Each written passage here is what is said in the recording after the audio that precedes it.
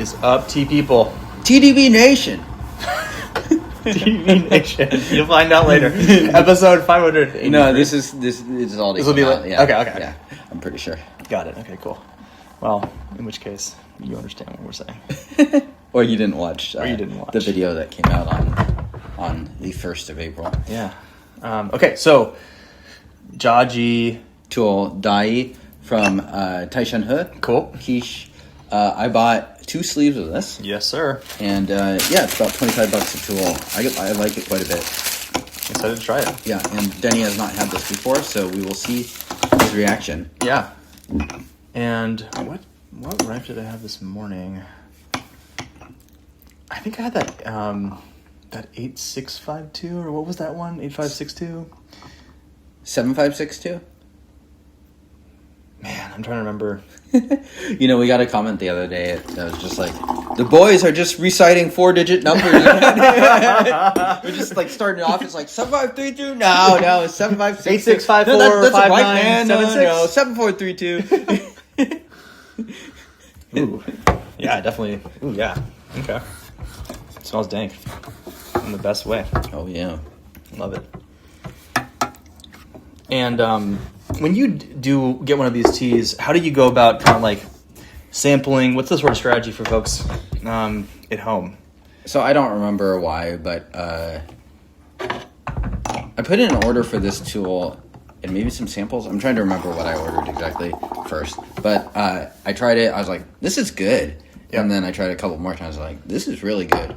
And so I thought it was like something about some of these older dye ripes really hits for me.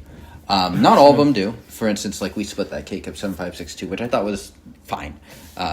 But this one hit in a way that didn't. I also like the Anshang. I think you have a cake of that as well. Right. It's like this profile of kind of like this musty antique shop wood. Yep. I really like it. Yeah. Yeah, deep.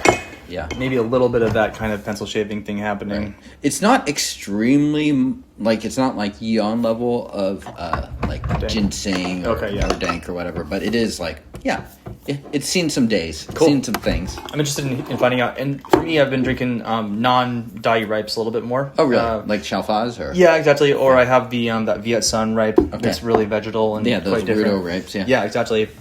And it's just nice to have a break from these end up being so fruity. So I'm curious to see how this goes.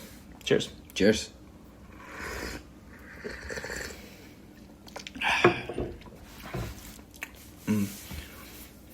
Some vanilla creaminess. I definitely get that antique cabinet thing. Totally. Maybe some root beer sassafras, root bark kind of vibes happening in this. To your point about it's not quite ginseng-y, but kind of like in that lower register character. Right. Really nice. Yeah. Yeah, I got the creaminess a little bit too. Good texture on it already. Yeah. And for me, at least, I think I prefer it actually when ripes move beyond a little bit of fruitiness and stuff into more just that wood category. Yeah, I agree. I want the fruitiness to be subtle as opposed to just like, wow, it's cherries. Yeah. Which is fine. I think that's actually kind of a great gateway for a tea like this. Yeah.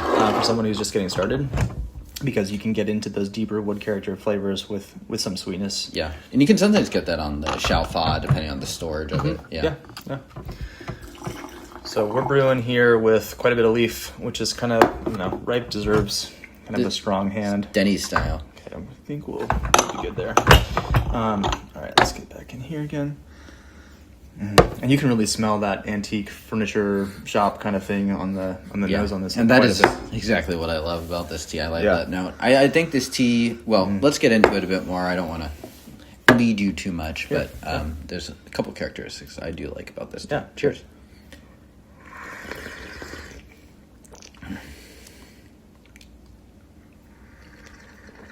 I like the sweetness. I like that it's a little delayed.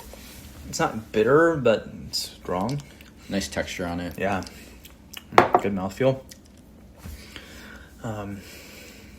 Noticing a bit of the feeling of the back of the throat coming down. For me, that's a highlight of the tea is kind of that aftertaste, which I don't get in a whole ton of ripes. Yeah, right.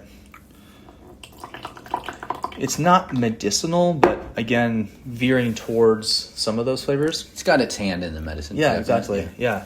I like this profile quite a bit. Yeah. Also, I think it's just nice, especially because Ripe is relatively affordable. This is an affordable tea, all things considered. Yeah. Especially for what we normally drink. Right. Yeah. To have something like this in your repertoire of possible flavors, it's pleasant. And again, it's easy to just get a bunch of dai, and I love my butter brick and things like that for sure. But it is nice to have something that still is dai, still has a lot of that sugary sweetness, but doesn't have as much of the fruit. And for me, I'm not getting a lot of the fruit at all in this. Yeah, the butter brick I feel like has a higher amount of the fruit than normal. Oh yeah. Yeah.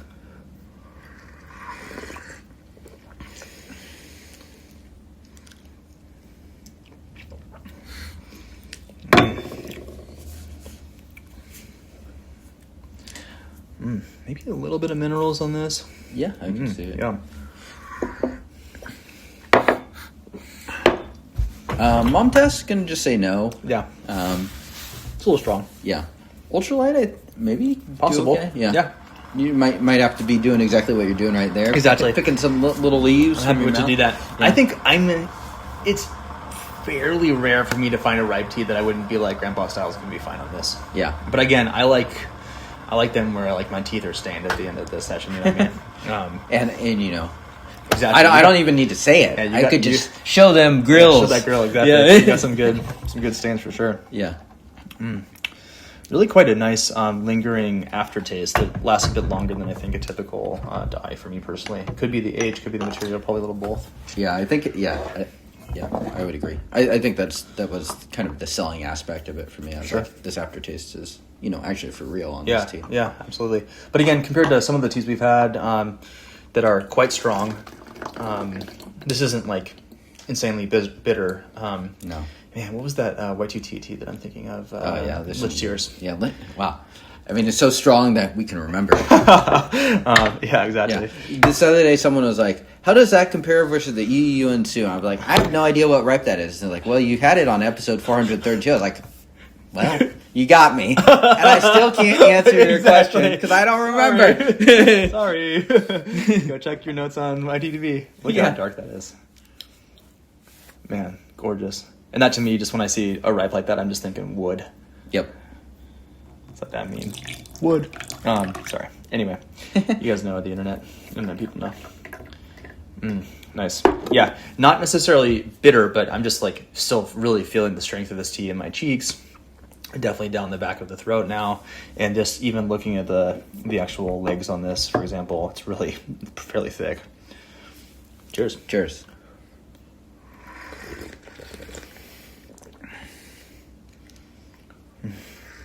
Really nice. There's still plenty of sweetness on this. There's a lot, yeah. Yeah.